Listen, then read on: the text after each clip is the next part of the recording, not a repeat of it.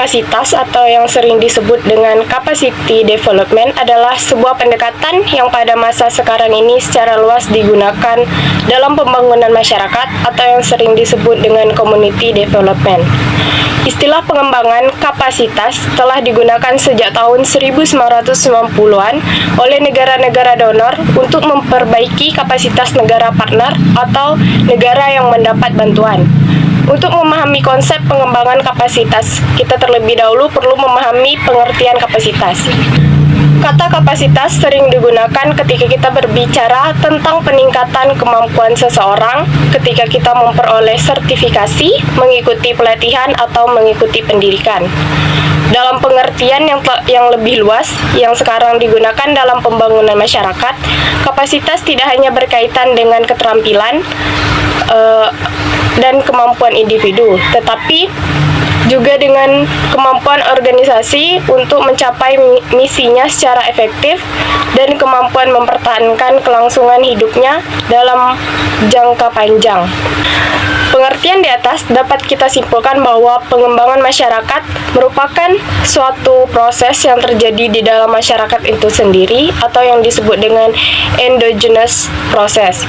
Kita sebagai pihak luar tidak dapat mengembangkan orang-orang, organisasi, atau masyarakat. Namun orang-orang, organisasi, atau masyarakat itu sendirilah yang dapat mengembangkan diri mereka sendiri. Kita hanya dapat mendukung mereka dengan cara memfasilitasi proses untuk mempercepat perkembangan mereka serta membantu mereka menemukan akses terhadap sumber daya dan input yang mereka butuhkan. Dengan demikian, secara singkat, pengembangan kapasitas dapat diartikan sebagai suatu proses di mana orang-orang, organisasi, dan masyarakat secara keseluruhan mengeluarkan, memperkuat, menciptakan, mengadaptasikan, dan memelihara kemampuan mereka seiring dengan berjalannya waktu. Pengembangan kapasitas mengacu kepada proses di mana individu, kelompok, organisasi, kelembagaan, dan masyarakat mengembangkan kemampuannya baik secara individual maupun kolektif untuk melaksanakan fungsi mereka menyelesaikan masalah. Faktor-faktor yang mempengaruhi pengembangan kapasitas. Yang pertama ada komitmen bersama. Collective commitments dari seluruh faktor yang terlibat dalam sebuah organisasi sangat menentukan sejauh mana pengembangan kapasitas akan dilaksanakan ataupun disukseskan. Komitmen bersama ini merupakan modal dasar yang harus terus-menerus ditumbuh kembangkan dan dipelihara secara baik karena faktor ini akan menjadi dasar dari seluruh rancangan kegiatan yang akan dilakukan oleh sebuah organisasi. Tanpa adanya komitmen baik dari pimpinan tingkat atas, menengah maupun bawah, dan juga staf yang dimiliki, sangatlah mustahil mengharapkan program pengembangan kapasitas itu bisa berlangsung apalagi berhasil dengan baik. Yang kedua, kepemimpinan.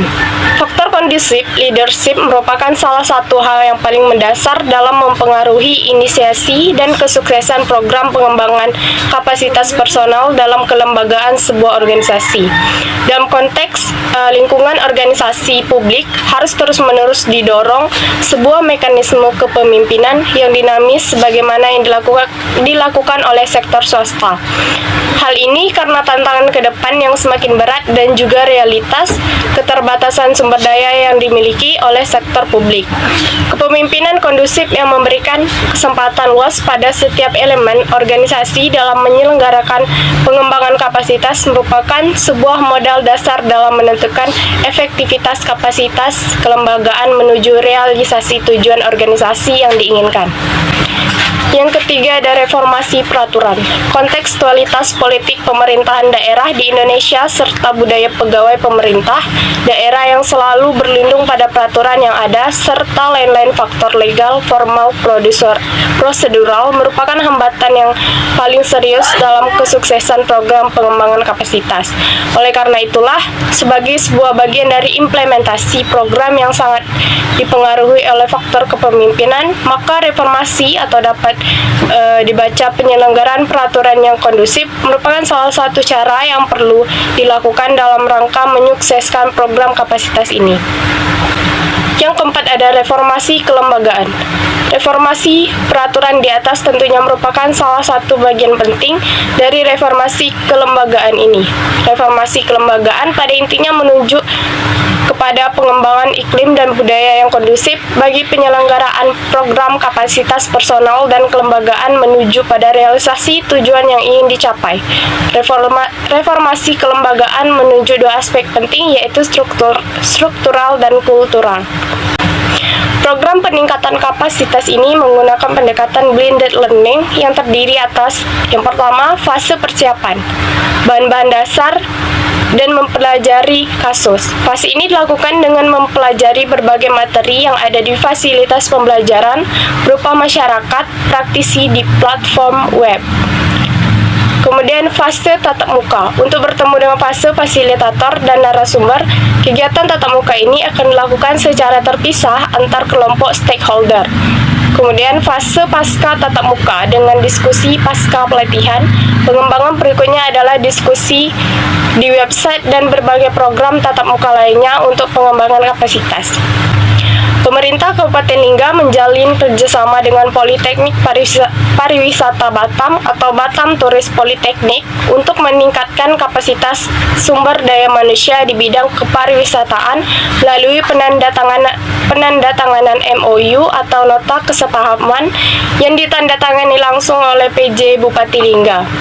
Peningkatan kapasitas sumber daya manusia di bidang kepariwisataan merupakan program prioritas pembangunan di Kabupaten Lingga sehingga dirasakan perlu untuk menjalin kerjasama. Rombongan dibantu asisten pemerintahan, kepala dinas pariwisata, kepala inspektorat, kabak prokopim, kabak umum, kabak ekonomi, kabak hukum, dan kasubag protokol. Selain itu, MOU juga mencakup bidang pendidikan, pelatihan, seminar, praktikum, studi banding, dan kegiatan lainnya yang berhubungan dengan pengembangan kepariwisataan di Kabupaten Lingga melalui sinergi kolaborasi, koordinasi, dan konsolidasi dengan tujuan peningkatan kualifikasi dan kompetisi sumber daya manusia. Kedua pihak berharap MOU ini dapat menjadi titik tolak kerjasama di bidang pengembangan kegiatan, penelitian, dan bidang lainnya yang berkaitan dengan pembangunan dan kepariwisataan.